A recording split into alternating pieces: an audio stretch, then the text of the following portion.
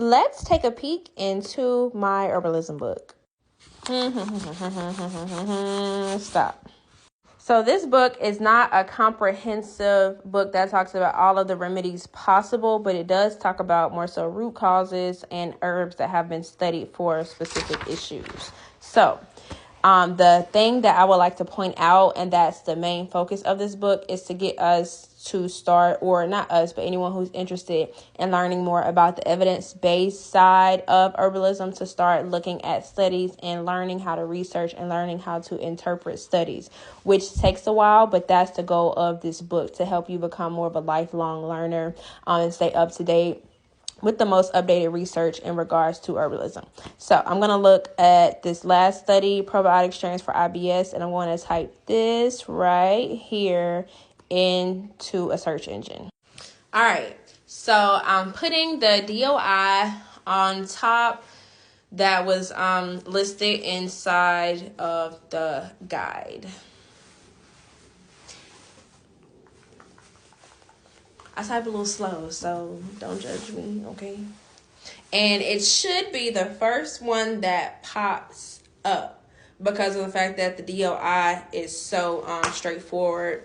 We have the abstract, and if you look on top, you were able to see the year that it was published, and that makes a difference, and that's where the scientific research in herbalism course would come into play, because it'll let you know how to analyze the abstract and let you know if a study or a systemic review or meta-analysis is of quality.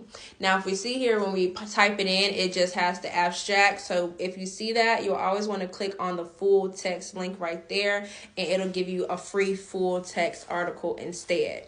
And so right here, we do have the full text. There's the year, the publishing right there place, and then the probiotics for IBS. So of course we have the abstract here. I'm not going to really talk about that as much here, only because that's where the course comes into play and it's so much information, but it does give background. It does give a review that talks about diagnosing IBS. Like, that's why I say that if you're not ready to research and read and learn, then it's no point.